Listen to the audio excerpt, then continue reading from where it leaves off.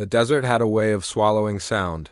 Out beyond the ridge where the sand turned the color of dried blood, nothing moved unless it wanted to be seen. Captain Raya Okafor had learned that lesson at 23, flying her first combat rotation over terrain that looked peaceful from 3,000 feet and murderous the moment you dropped below 1,000. Now she was 31 and she knew every lie the desert told.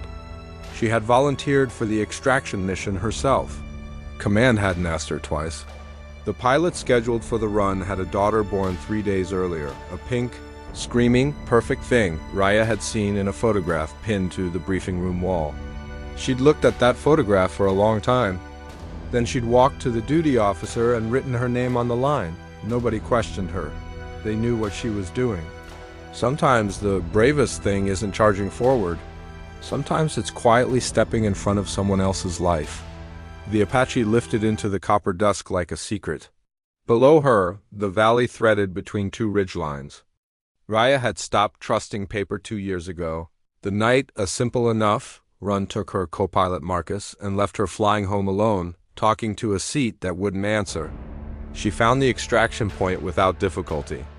Infrared signatures, 6 warm shapes in the rocks, rifles up and scanning. She announced herself on frequency, watched them move toward the landing zone, and felt the breath she'd been holding begin to loosen. Then the ridge lit up.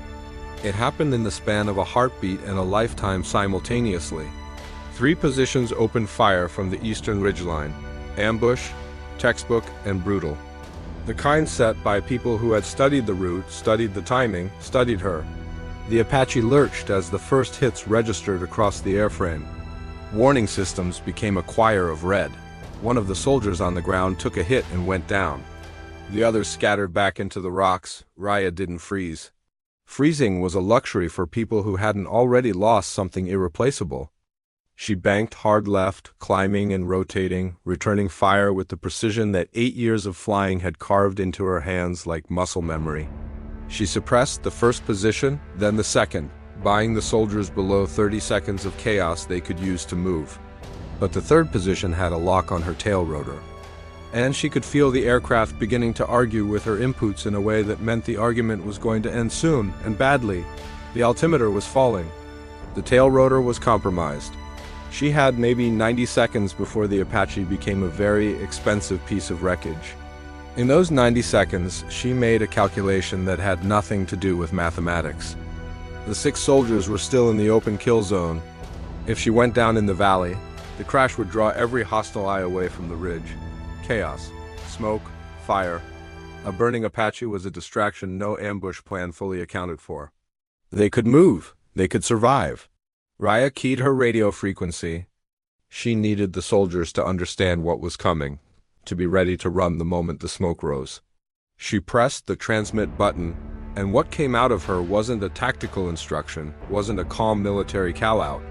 What came out of her in those last seconds was a laugh. Not the laugh of someone broken by fear. It was the laugh of someone who had found, in the most impossible moment, something that felt strangely like peace. The laugh of a woman who had stepped in front of someone else's life 3 hours ago and felt no regret about any of it. The soldiers heard it. Every one of them would say so later, in debriefs and in letters home and in quiet conversations years afterward.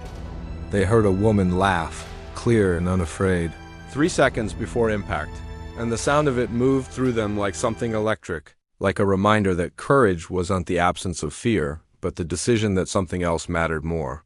She put the Apache down in the valley floor with everything she had left, controlling the crash the way only someone with 8 years and 100 near misses could. The explosion was enormous and immediate. The ridge position swung toward it, weapons tracking the fire, the smoke, the noise. And in that 40-second window, the 6 soldiers ran. They ran like they had been given a gift they didn't deserve. They ran like people who understood, without being told that someone had just spent everything she had to purchase their next breath. Raya survived. That part surprised almost everyone, including Raya herself. She was found in the wreckage with a broken arm, cracked ribs, and a burn along her left shoulder that would scar into something she'd later describe, with characteristic dryness, as a map of a place she never wanted to go back to. all 6 soldiers made it out. She never talked much about what she'd felt in those last seconds. But the soldier she'd saved, a young sergeant named Daniar, barely 22, tracked her down in the hospital 6 weeks later. He stood at the door of her room holding nothing, no flowers, no speech, just himself and whatever he'd been carrying since the desert. He said simply, "You laughed and I knew we were going to be okay." She looked at him for a long time. Then she nodded. Because that was the truth of it.